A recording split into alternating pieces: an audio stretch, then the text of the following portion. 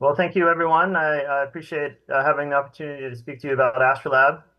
My name is Jaret Matthews. I'm the founder and CEO of Astrolab. We're based in Hawthorne, California. You may have heard of Hawthorne, California. It's the headquarters or former headquarters of SpaceX. They're now headquartered out of Texas, but we're actually located across the street from SpaceX in the greater Los Angeles area. Um, so I'm going to run through a few slides for you, just tell you about what we're doing. We're actually kicking off a fundraising round right now, and so this is some of that deck. And we've actually shared the entire deck with Poseidon if you're interested in diving in. So Astrolab is a surface mobility and infrastructure company. It's our aim to be the operating layer of the lunar economy. And in the near term, we're focused on mobility. So the premise of Astrolab is that companies like SpaceX and Blue Origin will ultimately provide access to the lunar surface at scale and frequently. And the next problem to solve is the last mile. How do you take all the cargo that, say, a starship might land on the moon and deliver it to the point of use? So we're building rovers to go to the moon. Our first rover is actually going to the moon later this year.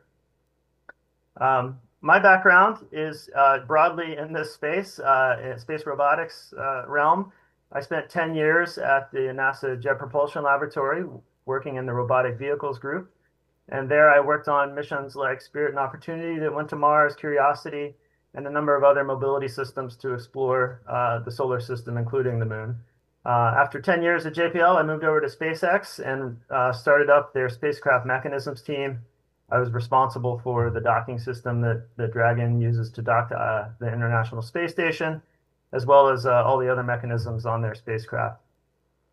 So Astrolab was founded in 2020 after I left SpaceX. And we are approximately 150 people now, 60% of which are alumni from SpaceX and JPL, which is also in the Los Angeles area. To date, we've raised 105 million, and we are kicking off a $100 million Series A right now. So we've made a tremendous amount of progress since founding. We actually have more than 5 tons of rover heading to the lunar surface over the coming years. That's across 4 rovers. And we're part of a large NASA program called the Lunar Terrain Vehicle Services Program, where ultimately we're going to provide mobility services to NASA astronauts, as well as to carry equipment and perform logistics. You may be aware that NASA has a big initiative right now called the Moon Base, where they're planning to spend $30 billion building out a moon base and all that entails. So the deployment of infrastructure, habitation, power systems, communication, and mobility systems. And we're right in the middle of that as one of the prime contractors in the Artemis program. This is official, American policy. There was an executive order to ensure American space superiority, which included a moon base. And then the current NASA authorization bill also calls for the establishment of a moon base. And NASA is moving out quickly. They're spending lots of money towards this aim, signing lots of contracts for lunar landings and other equipment. So the sheer tonnage of mass going to the moon over the coming years is ramping up substantially. Like I said, there's $30 billion planned to be spent. Astrolab is one of only 3 companies currently onboarded to this lunar terrain vehicle program, which in itself is a $4.6 billion program. As I mentioned, we were founded in 2020. We made a ton of progress since then, including signing SpaceX's first commercial Starship landing contract to the lunar surface. We have our first rover going to the moon, which I'll tell you about in a second, later this year. And we're also part of Canada's lunar vehicle efforts, the program that they call the Lunar Utility Vehicle, which is a $1.2 billion program. We're on one of the 3 teams participating in that right now as well. Like I said, our first aim is in the mobility space. We have 3 active missions right now being planned or worked on. The first of which is called FLIP, and that's heading to the moon, to the lunar South Pole later this year, on a lander from a company called Astrobotic. FLIP is going to be the largest American rover ever to operate on the moon. So it's about twice as heavy as the Apollo lunar rover that the astronauts drove around in the 1970s. FLIP is going to the lunar South Pole, and it's going to be also, hopefully, the first rover, American rover, to demonstrate survive the night technology. So it's our intention to make it through a lunar night and carry on. So FLIP is approximately 500 kilos. You can see on the left there, that's real video of testing we did here in Los Angeles. There's a person there for scale. It's a rather large rover.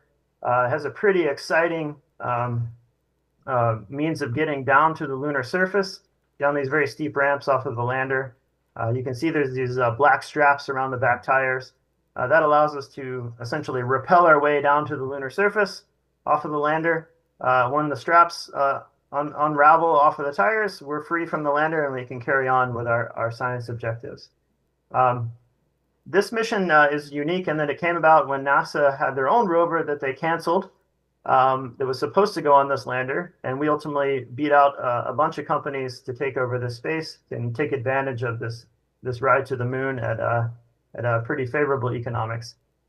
We've also signed up more than 20 payloads on this rover, including half a dozen from NASA. So we're conducting a wide array of science, including an instrument from Interloon, which you're going to hear from Rob Meyerson after I speak, I believe. And so that instrument is part of a prospecting effort that Interloon is conducting here. So FLIP for us, though, is primarily a technology demonstration of our critical technologies. In particular, our tires, our batteries, our radios, our computer, our cameras. It's an opportunity to test that these things work in the real South Pole lunar environment over this mission. And like I said, we're hosting a number of instruments, including Interloons, a LiDAR from NASA, a dust accumulation sensor from NASA, a number of dust coatings to prevent the buildup of dust, as well as other science instruments as well. So FLIP is extremely exciting for us, extremely important. It's going to prove that we have the chops to build a functioning spacecraft and operate on the lunar surface. And this is coming up at the end of this year. We have, like I said, about 20 payloads on board from a number of entities, including NASA, but also some commercial endeavors as well. FLIP is proceeding through its qualification testing right now. The picture on this in the lower right here is actually from our recent random vibration testing campaign, and it's currently going through thermal vacuum testing, which is really the last hard step through the qualification program. So following FLIP, we're on contract to build America's next crewed rover, which we called Crewed Lunar Vehicle 1, or CLV-1. And this is what it looks like. It will be delivered to the moon in 2028 on a Blue Origin Mark 1 lander. And this will be deposited on the lunar surface several months, up to a year ahead of the Artemis 4 crew that will set foot on the moon for the first time in more than 50 years. So this rover has to traverse several hundred kilometers to get from the landing site over to rendezvous where the Artemis astronauts are ultimately going to land. And so we remotely pilot it from Earth. It has onboard autonomy to keep itself safe, and we position it, in the region where the Artemis astronauts will subsequently land. And the utility of this is to provide, local mobility for those astronauts to help enhance the science return of their mission, so it can carry their tools, their samples, and increase the area of exploration that they're able to cover throughout their mission. So this is part of the Lunar Terrain Vehicle program. So this in itself was a $220 million contract that we won just a few months ago, and we're hard at work on designing and building this rover, which we deliver to NASA later next year. Incidentally, Interloon is also a partner on this mission, and they're providing dust mitigation technologies, which I'm I suspect Rob will talk about in his talk as well. So this is very exciting. This will be the first platform that humans will have driven on the moon since 1972. So it's very it's a proud position for us to be providing this service to NASA and the country.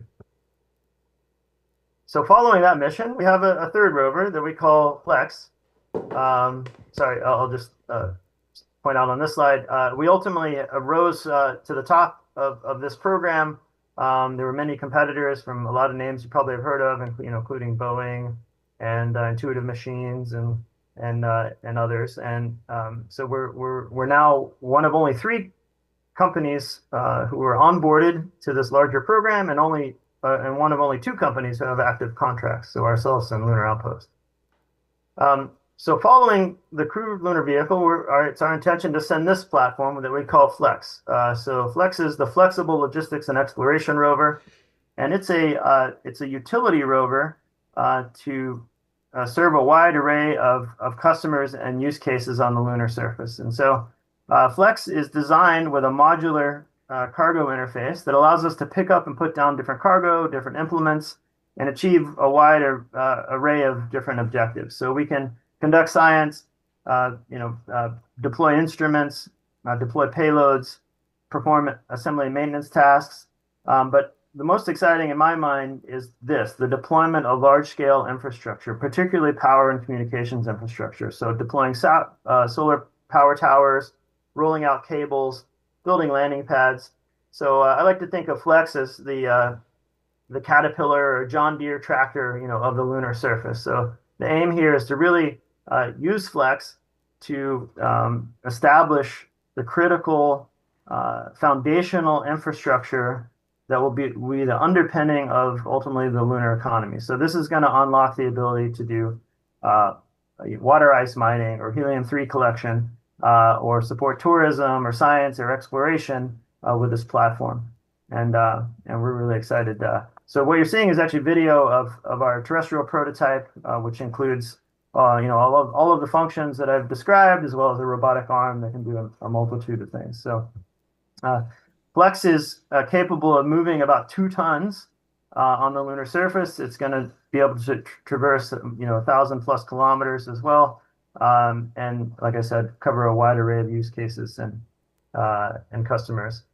The ultimate aim of Flex, though, is to help establish foundational infrastructure, particularly for communications and data services. So, energy and data services. So really mobility is the unlock in my mind. So you need to take equipment from the lunar landers, wherever they're landing on the lunar surface, and deploy it to the areas that are most advantageous to have that infrastructure. And when you're thinking about solar power on the lunar surface, you really want to deploy that system on a peak where you have uninterrupted access to the sun, and you can also establish local area communications or direct-to-Earth communications from that high elevation spot. But that is exactly where you don't want to land. So there's an inherent need to go from a safe landing zone to take this equipment and deploy it into these high elevation areas. And so Flex is that system that enables that. And it's our aim ultimately to build this infrastructure and over time have our revenue stream transition to be more and more from this infrastructure. So the analogy I like to use is that in the same way that the SpaceX Falcon 9 rocket was initially, to serve launch customers, ultimately SpaceX became their own biggest customer when they started working on Starlink. Starlink, of course, is essentially a utility, has high margin recurring revenue that is enabled by the transportation service.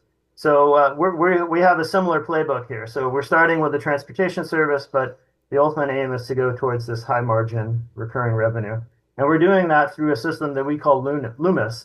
So the Lunar Utility Module for Industrial Services. So, some might call this a power tower. I don't like to call it that because it's much more. You have energy collection from solar cells, you have energy storage and batteries, You have edge compute, data processing. You have local area communications, navigation support. So a succinct way to think about it is a solar farm plus a cell phone tower plus a data center kind of all massaged into one thing. And the idea is that you land many of these elements at the lunar South Pole, connect them together, and provide a grid of continuous power and communications to support whatever downstream activity may exist. So be it supporting humans with a sustained presence there, supporting companies like Interloon who want to extract large amounts of or process large amounts of regolith to extract helium-3, or anyone else. So that's Astrolab's game. We're focused on the foundational elements of the lunar economy: mobility, energy, and data services. Thank you. Perfect. Jared, we're gonna open up one question from offline and one question from online. Ira, can you help us pick if there's any hand raised from online?